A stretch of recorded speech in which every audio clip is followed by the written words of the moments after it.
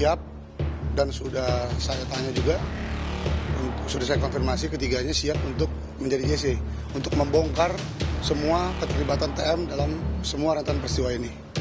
Masih ada proses pendalaman penelaahan terhadap keterangan dari masing-masing pemohon ini, dan tentu juga kami akan menguji keterangannya dengan keterangan atau informasi yang akan kami peroleh dan kami indahkan kepada pihak penyidik.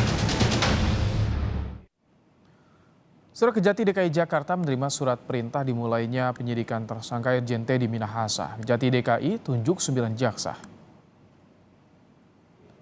Kasih-Penkum Kejati DKI Jakarta Ade Sofian Syah menyebut Kejati DKI telah menunjuk 9 jaksa peneliti untuk memeriksa berkas perkara Teddy Minahasa dan kawan-kawan. Selanjutnya, jaksa memiliki waktu 14 hari kerja untuk menentukan sikap atas status berkas perkara Teddy Minahasa dan tersangka lain. Kejati DKI Jakarta memastikan pemeriksaan berkas perkara dugaan peredaran narkoba tersangka Teddy Minahasa akan mengikuti SOP.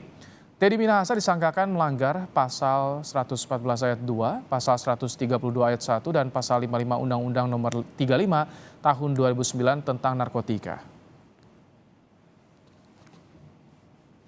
Ya, untuk perkara TM dan kawan-kawan ya, SPDP sudah kita terima per tanggal 24 Oktober 2022.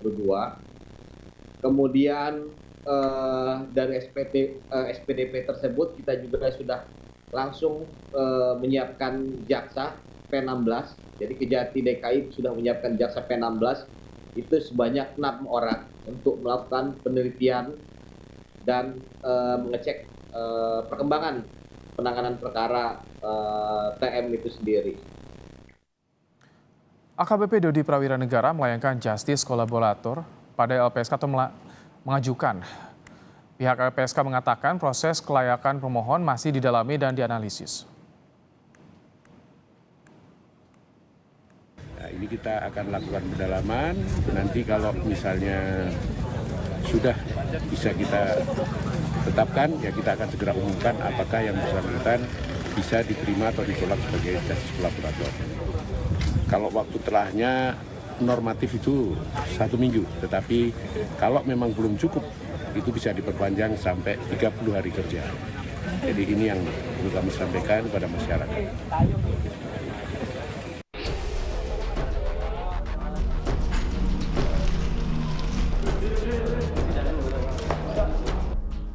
Anak buah Teddy Minahasa yang terjerat kasus narkoba AKBP Dodi Prawira Negara bersama 2 tersangka lain, Linda Pujastuti dan Samsul Ma'arif, meminta perlindungan ke LPSK. Ketiganya mengajukan justice kolaborator. Kuasa hukum ketiganya Adril Fiari Purba menyebut bahwa kliennya bukanlah pengguna ataupun pengedar narkoba seperti yang dijelaskan kuasa hukum Teddy Minahasa. Kuasa hukum menyatakan kliennya siap membongkar keterlibatan Teddy Minahasa. Siap. Dan sudah saya tanya juga, sudah saya konfirmasi ketiganya siap untuk menjadi JC, untuk membongkar semua keterlibatan TM dalam semua rentetan peristiwa ini. Gitu. Jadi udah siap walafiat lah. Gitu. Apa yang disiapkan Bang untuk permohonan hari ini? Pengajuan permohonan aja, baru pengajuan permohonan, surat kuasa kami, dan tentunya laporan polisi. Itu dalam satu surat. Kami yakin dan percaya bahwa klien-klien kami ini siap untuk membongkar semua keterlibatan TM, ya kan? Karena kalau tidak klien kami siapa lagi? Irjen Teddy Minahasa diduga berperan sebagai pengendali penjualan barang bukti sabu 5 kg hasil sitaan saat ia menjabat sebagai Kapolda Sumatera Barat. Selain Irjen Teddy Minahasa, 4 buah anaknya ditetapkan sebagai tersangka dan ditahan di Polda Metro Jaya. Irjen Teddy Minahasa diduga menjual narkoba jenis sabu seberat 5 kg. Dari sabu 5 kg, baru 1,7 kg yang diedarkan ke Kampung Bahari. Sementara 3,3 kg berhasil disita polisi. Sabu tersebut diduga diambil secara diam-diam oleh anggota Polda Sumatera Barat dan diganti dengan tawas. Irjen Teddy Minahasa dijerat pasal 114 Undang-Undang Nomor 35 Tahun 2009 tentang narkotika. Tim Liputan Kompas TV.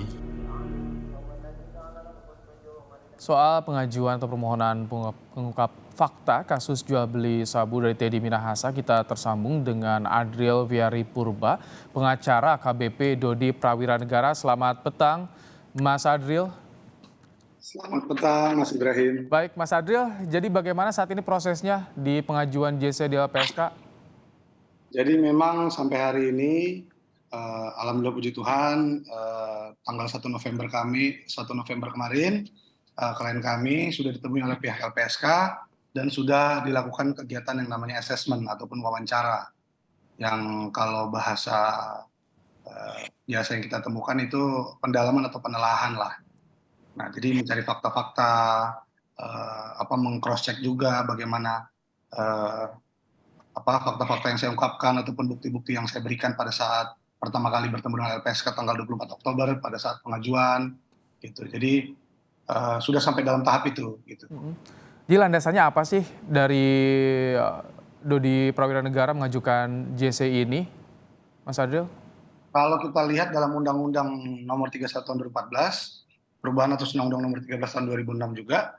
Nah, itu kan syarat utama menjadi JC kan klien kami kalau saya pada saat mendampingi di dalam pemeriksaan itu kan kami rangkum, memang kami pastikan bahwa klien kami ini bukan pelaku utama, itu pasti gitu loh. Nah, dan juga kenapa bukan pelaku utama, karena kan memang dia diperintah oleh Pak TM gitu loh. Otaknya dan inisiator ini kan semua Pak TM gitu loh. Linda ketemu dengan Dodi ke Jakarta itu semua atas arahan Pak TM. Nah, yang pertama. Yang kedua, keterangan dari klien saya itu Dodi CS sangat penting untuk membuka kasus ini secara terang benderang. Karena kalau bukan klien kami siapa lagi kan gitu, siapa lagi yang berani kan gitu. Yang ketiga, ada intervensi dari pihak-pihak tertentu yang membuat klien kami dan keluarga menjadi tertutup. Jadi ya takut untuk membuka ini secara terang benderang, makanya kami minta perlindungan hukum dari pihak LPSK dan kami mengajukan status JC. Gitu. Oke, ada intervensi, tapi sebelum kita bahas soal intervensi, berapa lama tenggat dari LPSK untuk permohonannya dikabulkan atau tidak? Permohonan memang pada saat itu saya bertanya setelah selesai wawancara berapa lama untuk prosesnya ini berlanjut.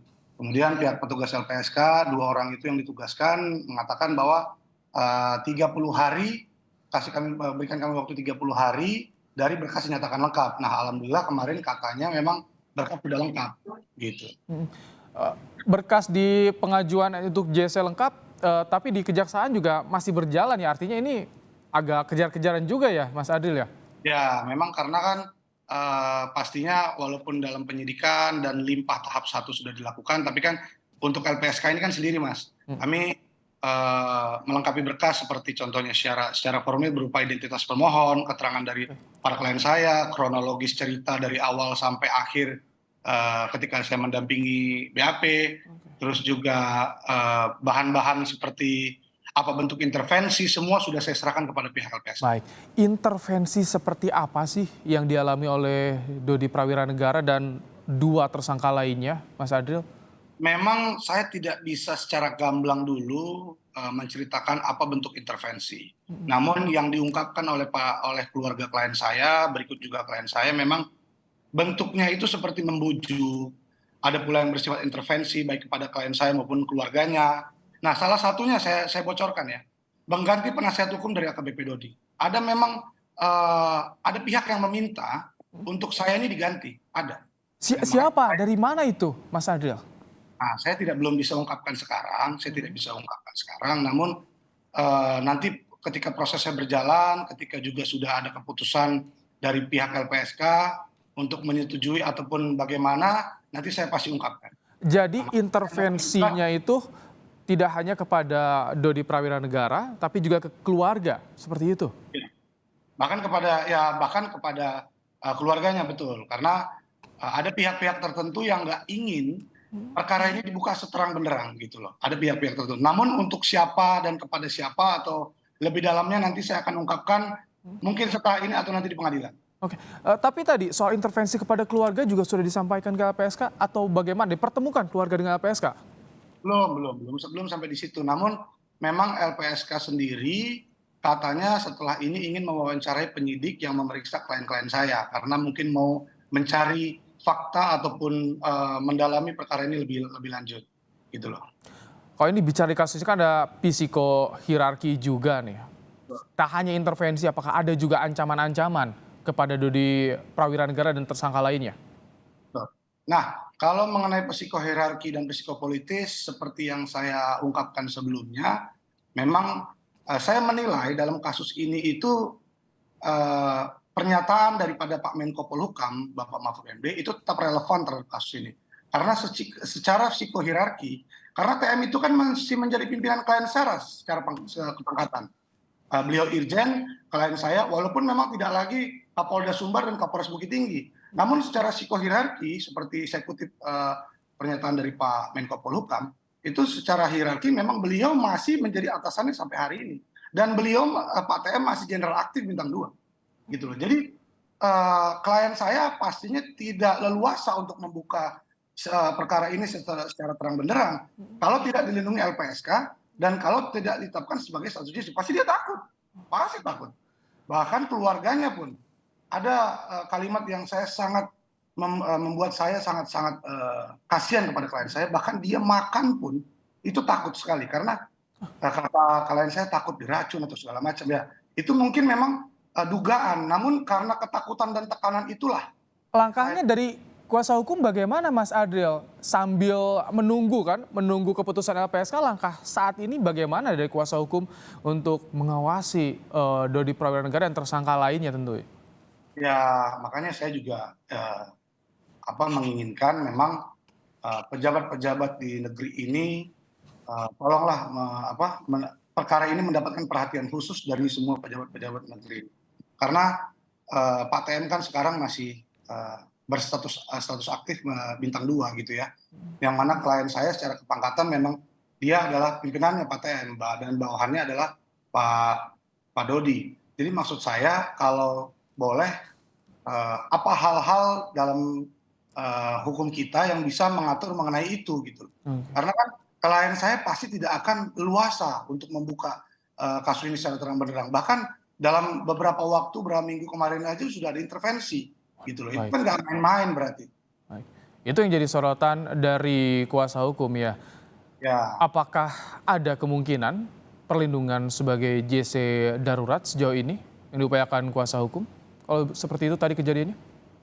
Ya kami sih pastinya nanti mungkin juga akan, kalau memang LPSK, ya saya sangat bersyukur dan juga kami sangat menghargai kesigapan LPSK dalam waktu 1 minggu kurang lebih dari tanggal 24 Oktober sampai 1 November pihak LPSK langsung melakukan assessment kepada klien kami. Namun juga maksud saya kalau boleh dipertimbangkan tidak terlalu lama untuk menentukan keputusan gitu loh. Karena kalau tidak kami akan menyurati lagi, bahkan akan menembuskan ke pihak-pihak yang lain yang saya rasa penting dan perlu untuk kami sampaikan mengenai perkara kami ini. Baik, yang ditunggu nanti bagaimana? Karena berkas di LPSK sudah lengkap, hasil asesmennya seperti apa selama 30 hari itu yang dinantikan. Tentunya terima kasih Adriel Viari Purba, kuasa hukum AKBP Dodi Prawiranegara telah bergabung dalam program Kompas Petang sore hari ini. Mas Ibrahim.